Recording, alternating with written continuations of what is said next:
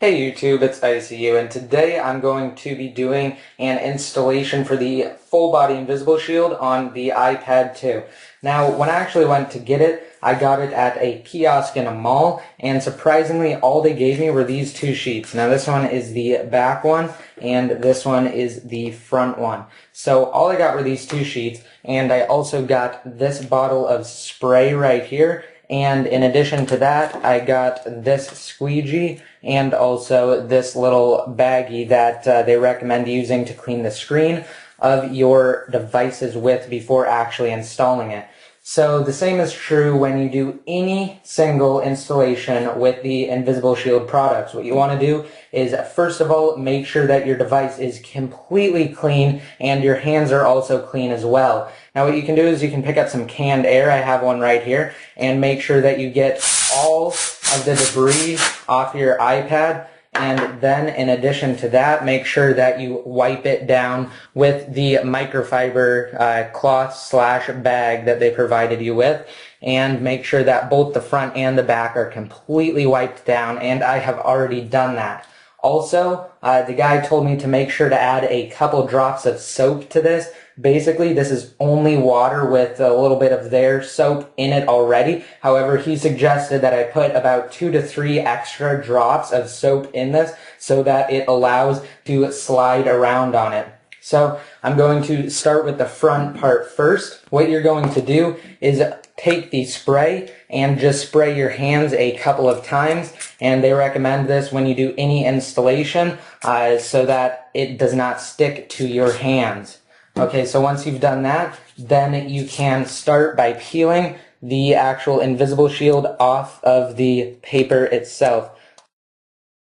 And what ends up happening is this outer edge comes off of it, and I do not think that is supposed to be happening, so I don't exactly know. I tried to look online at their website, but they did not have any type of information or videos or anything at all.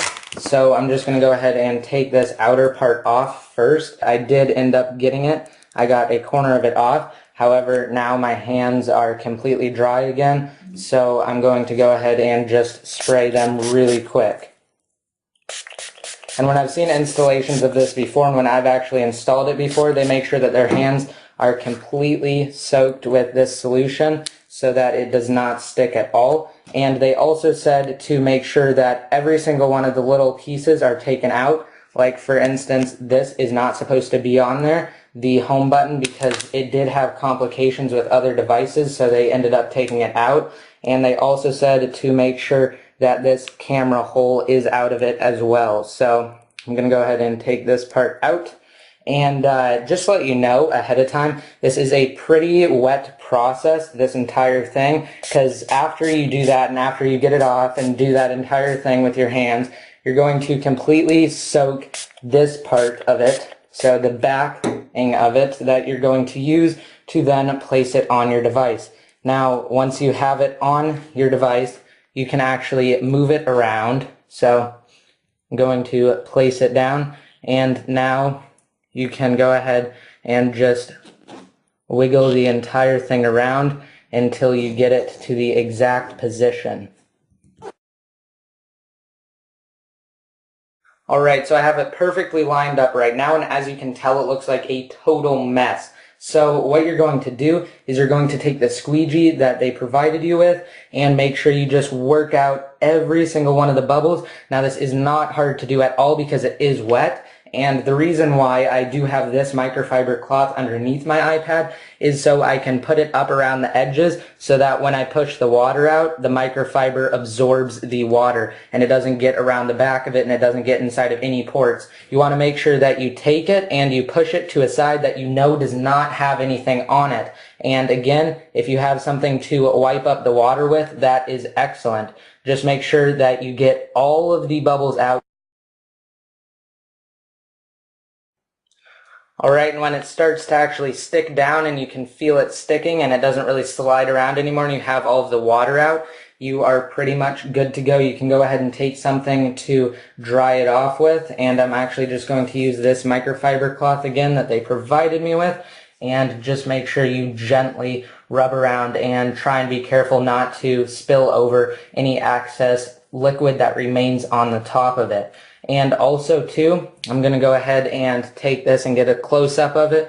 As you can see, there are bubbles right there. Now these bubbles will go away within 24 hours, and sometimes it could take up to 48 hours for them to go completely away, but those bubbles will go away. They guarantee that, and if you don't get them to go away, or they don't automatically go away within 24 or 48 hours, then I'm sure if you take it back, they will replace it because it does have a lifetime guarantee on it. Now, the part that's a little bit harder is the backing. So I'm going to go ahead and flip it over to the back now.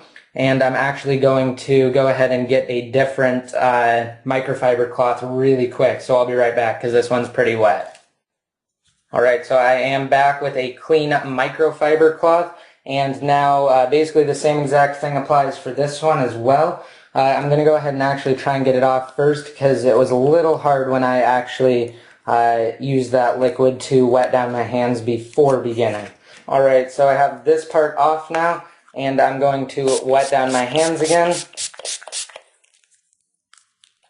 And don't be afraid to use a lot of this. If you run out, you can always just go to the sink, fill it up, and put a couple drops of soap in it, and you will be good as new, and you can continue to install your invisible shield. Now, I kind of got the process down. I lifted it up, and as you can see, the little port for the camera right here, or the little covering that was there, it did not come off with the shield, so that is good. You want to make sure that that does not come off, and that it either stays on or you take it out of it altogether. And now the same thing goes for this one as well. You just want to make sure that you wet it down and that it is good to put on.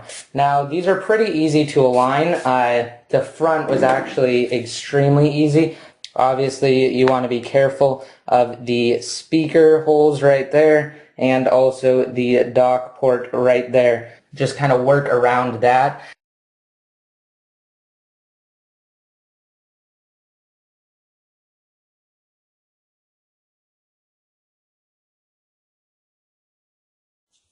Alright, so there we go. It is on the iPad now. I also just wanted to say that I turned my iPad off before installing the Invisible Shield, and they recommend doing that as well, and they also tell you to keep it turned off for 24 hours. However, I never follow that rule. I usually turn it on within an hour, 30 minutes, or something like that.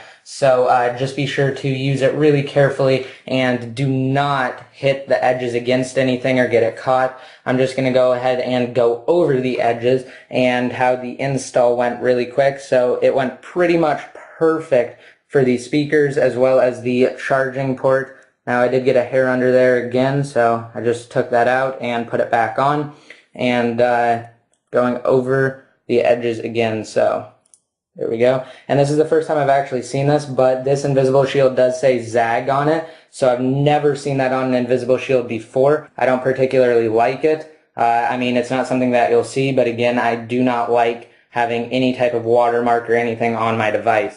But yeah, the install actually went really good.